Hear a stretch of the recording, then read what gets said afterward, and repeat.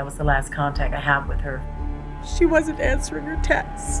Something was wrong with my daughter because she contacted me all the time. On June 10th at 1:22 a.m., he is captured putting his hand around the throat of Krystal as he was guiding her into the elevator to that apartment complex. One of the most violent murders I've ever been involved in and seen. This is True Crime Arizona, an Arizona's Family Originals podcast.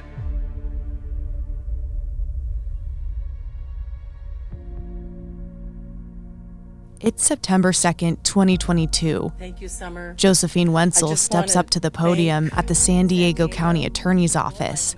The room is silent, all eyes on her. The number one thing for this conference is, yes, I got him. And he's not going to get away again. He's never going to be released from that jail if I can have something to do with that. The thing is, she had a whole lot to do with one of the U.S. Marshals' top 15 fugitives being caught after over 6 years. Josephine used to be a police detective herself, but it wasn't detective work that drove her passion to help find this man. Everything changes when the murder victim is your own daughter. In 2016, 30-year-old Krystal Mitchell had just moved to Phoenix from Washington with her 2 young kids, 5 and 6 years old. She was a single mom, and that's something she bonded with Raymond R.J. McLeod on, a man she had recently met at an apartment complex she managed. She felt safe with him, and he came across as charming, and the fact that he had a 7-year-old son like she had. She thought, wow, let's check out this relationship. Her mom, Josephine, said she was looking for a relationship, and besides being a single dad, she also admired he was a former Marine. Known him for a short time, trusted him because he was a U.S. Marine and seemed like a protective person. Those traits complemented Krystal's personality well. My daughter was young, she was self-sufficient, she was a go-getter. The two were enjoying their time together, so much so they decided to take a road trip from Phoenix to San Diego in June of 2016 to go visit some of McLeod's friends. Josephine talked to her daughter that day, but sensed something might be off. That was the last contact I have with her. Friday, I just had a bad feeling in the morning. I don't know why. Josephine tried calling Krystal again. No answer. Tried texting her. No answer. She wasn't answering her texts. And so I knew something was wrong. It was a mother's heart that something was wrong with my daughter because she contacted me all the time. Eventually, a call came in from a detective, the worst nightmare kind of call. He said, I'm sorry, but your daughter was murdered. This is a personal case to me. One of the most violent murders I've ever been involved in and seen. San Diego Police Chief David Nislet was commanding officer of the homicide unit at the time of Krystal's death. The image of what happened to Krystal hasn't left him. His team got to work piecing together what happened, and the glaringly obvious question, where was Raymond McLeod? San Diego District Attorney Summer Steffen says they had to rewind to just after midnight. On June 10th in the early morning hours, we know that McLeod and Krystal went to a bar nearby, and that somebody at that bar saw him slap her across the face. At that point in time, that Good Samaritan tried to intervene. They left the bar, and the next thing we know that on June 10th at 1:22 a.m., he is captured putting his hand around the throat of Krystal as he was guiding her into the elevator to that apartment complex. Police get a 911 call for a woman not breathing inside an apartment. They arrive to the apartment to find the lifeless body of Krystal Mitchell. The coroner determines that she died by strangulation and that this was a homicide. This strangulation was so violent that there were 3 separate fractures to her voice box. McLeod then took her car. He parked it at the airport, rented a car, and went to Mexico. He fled. At the time, San Diego police thought McLeod had fled to Mexico in Krystal's car, and he's the prime suspect in her death. An all-out manhunt began, and Josephine was not only convinced McLeod had killed her daughter, but spoke directly to him through the media. I want to plead to his U.S. Marine side. You know, he swore to protect this country. For crying out loud, turn yourself in. Be a man and quit being a coward. Josephine's commitment to finding him began immediately. She used her background in police detective work to start trying to track him down herself. Knowing he was likely in Central America, she did everything she could to make sure she could communicate with people down there online. I began putting out information. I had to learn Spanish translations. She focused on social media, pictures, posts, and tips she could find, and would continuously call authorities in several agencies with updates. The San Diego Police Department, the U.S. Marshals, the District Attorney's Office. She was not going to let them forget about her daughter. I was told they are not looking for a suspect, they are looking for a murderer. He killed my daughter. And I know that somebody or some people here in Phoenix, whether it's the family, friends, co-workers, know exactly where this man is. In 2017, they had information McLeod was last seen fleeing Mexico to Belize, but nobody could pinpoint where he was, assuming he wasn't going by his real name. That problem went on for years. And in 2021, the U.S. Marshals Service decided to raise the stakes. They wanted Raymond McLeod found. This is the first time a fugitive has hit the top 15 list with such a high reward, up to $50,000 for information that can lead to an arrest. By 2021, Josephine and authorities had received credible sightings of McLeod in Belize and Guatemala, and there was a fire like never before to end this manhunt. Josephine was going to get justice for her daughter. And she used to tell people, you don't want to mess with my mother. Imagine losing your legs. You wake up one day and your legs are gone. Your brain tells you you can still walk, but you can't walk. And, you have to decide whether you're just going to lay there and die or you're going to figure a way out to walk again. She not only figured out a way to walk again, she began to change others' lives in Krystal's honor.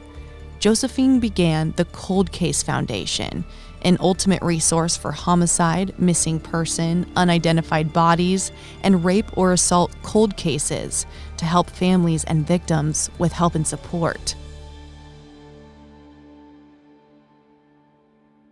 They say what goes around comes around. And after years of pouring her heart into helping others while still working on her own daughter's case, the big break she'd hoped for since 2016 finally happened. He was on the U.S. Marshals' most wanted fugitive list. Now the former Marine from Phoenix is finally in custody for the murder of his ex-girlfriend Krystal Mitchell in 2016. This week, this defendant's brazen attempt to evade justice was over. Yes! I got him, and he's not going to get away again. I will be satisfied when he is convicted for brutally murdering my daughter and that he is sentenced to life in prison. Raymond R.J. McLeod, found and captured by the U.S. Marshals in Sonsonate, El Salvador, seen in pictures with handcuffs on, a grown beard, a ponytail, wearing a shirt at the time of his arrest that said Coach, with the words "changing lives" written underneath. What was he a coach for? And changing lives? That certainly seemed ironic. We'd eventually get that answered, but first, Josephine Wenzel took the microphone, expressing all of the emotions she was feeling at once after years and years of doing everything in her power to find McLeod. People out there have information. You know where a murderer is hiding. You know where a rapist is hiding, but you don't want to get involved. well, it's time to get involved. Because for so many years, there were people that knew where McLeod was hiding. But nobody came forth, and my family suffered. I put in 6 hard years at the sacrifice of my own family. I would wake up 3 o'clock in the morning, and I would go through computer searches, make phone calls. I'd call Marshals in the middle of the night, midnight, whatever. But we worked together. And I'm just so grateful, like I said, I'm just so grateful for the attention of this case and how much it means to my family and I, and I'm just grateful for that. Joseph O'Callahan, Chief Deputy U.S. Marshal, unraveled the timeline of how they closed in on Raymond McLeod after more than 6 years.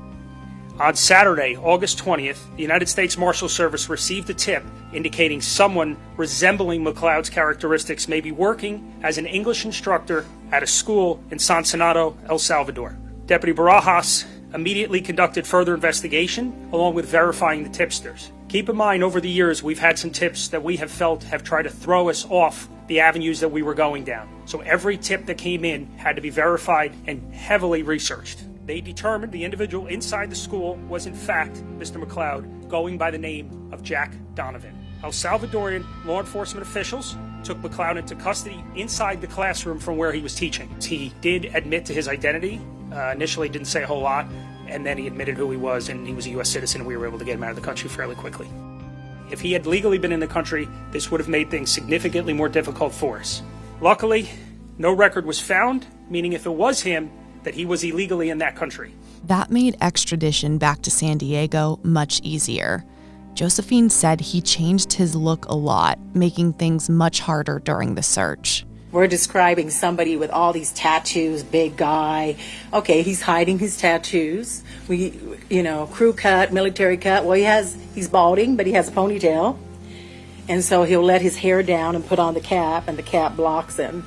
So if you see anybody like that in Central America, they're probably wanted. A reporter asked Deputy O'Callahan about a rumor that McLeod had stolen a Canadian man's identity and was using his passport to get around. We didn't find any actual passports or identifications. I will tell you that, as I was instructed, is that if you do a Google search on Jack Donovan and just use the word Canada, it's a large bodybuilder, pretty similar look to him. So I think he had done a little bit of research on his own. Maybe that's, obviously he's into bodybuilding, but I think he found someone that looked kind of like him and was able to run with that identity. O'Callahan said McLeod was teaching students English who were about 20 to 25 years old, but El Salvador wasn't his first stop beyond the border. We believe, obviously, he has spent some time in Mexico, Belize, Guatemala. We believe that he's been in El Salvador for approximately 2.5 to 3 years. At our news station here in Phoenix, we started going through court documents on Raymond McLeod. Krystal wasn't his first domestic violence victim. According to the documents, in February of 2009, Raymond McLeod assaulted his now ex-wife and a child under 15 years old. He pleaded guilty to aggravated assault in a plea deal, but eventually it was dismissed without prejudice because he completed a domestic violence diversion program. Just 7 years later, Krystal Mitchell was killed. Reporters asked the U.S. Marshals if there were any other instances in Central America where McLeod was involved in domestic violence after Krystal's murder. I would refer that to Josephine. Deputy O'Callahan said he would turn that question over to Josephine. Yes, I had been contacted by a woman from Guatemala who told me that Mr. McLeod badly beaten up her neighbor's daughter. And I asked her how bad was bad. She says, pretty bad. And she wasn't the first. There was another woman that was in Belize, and it was the same thing. He beat her before he fled to Livingston, Guatemala. So yes, he has been. That wasn't all. He had bludgeoned a dog to death. The dog was in a cage. He bludgeoned the dog to death. He was only suspected of killing the hostel owner, an old man who was found dead in the bottom of an empty swimming pool. She says the hostel owner was an Australian man, found dead with a broken neck. But Josephine told reporters much of this was not documented by authorities, that rules and regulations can be much different in foreign countries. So as far as being prosecuted for any of these other alleged crimes, that hasn't happened.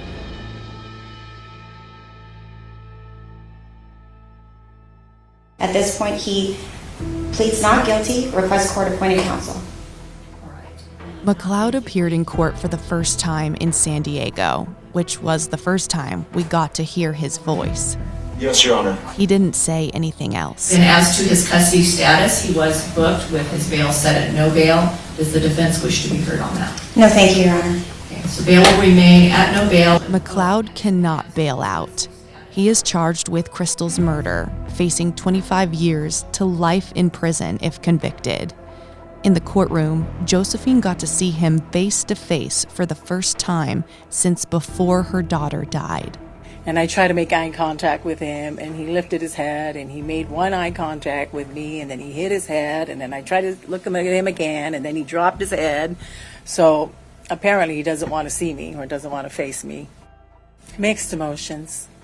Just looking at him and seeing that that's the man that killed my daughter brutally, murdered my daughter. But I was glad I put him there. Right now, the U.S. Marshals are working out the reward money with the tipster who led them to the school in El Salvador. But every single official who spoke spent a great deal of time thanking one person in particular, Josephine. The X factor in this case was Josephine Wenzel, Krystal's mother. She's become one of our family at the U.S. Marshals Service. I would be remiss if I didn't say thank you to Josephine. Just incredible. She never let Krystal's murder be forgotten. She was the driving force, as you've heard, of all of us staying involved, chasing down tips, making certain that the case never went stale, making certain that we were constantly talking with the DA, with the U.S. Attorney's Office, to make certain that we could find Mr. McLeod. You might get away for a while, but we'll never stop searching for you. Raymond McLeod's trial is set to start in 2023. You can bet Josephine will be there for all of it. But just because her daughter's case is one step closer to justice doesn't mean she's stopping her efforts helping others. Speaking to the media, she was adamant this be said, in hopes it reaches anybody else who needs help finding light in an otherwise dark tunnel too. And there's one thing that's very important. If anything I want to say here, first to the families of murdered loved ones, never give up. But find a balance. Find a balance. You keep looking. Separate the pain that you have with your loved one with the investigation of the case so that you can be successful. And if there's any way that I can help anyone, please feel free to reach out to me.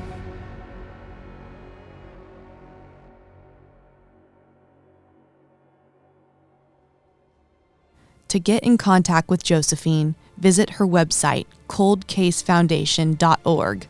To see pictures of Krystal Mitchell and Raymond McLeod, visit azfamily.com and click the podcast tab to take you to this story. True Crime Arizona, the podcast, is hosted by me, Brianna Whitney, and produced by Sergio Hernandez.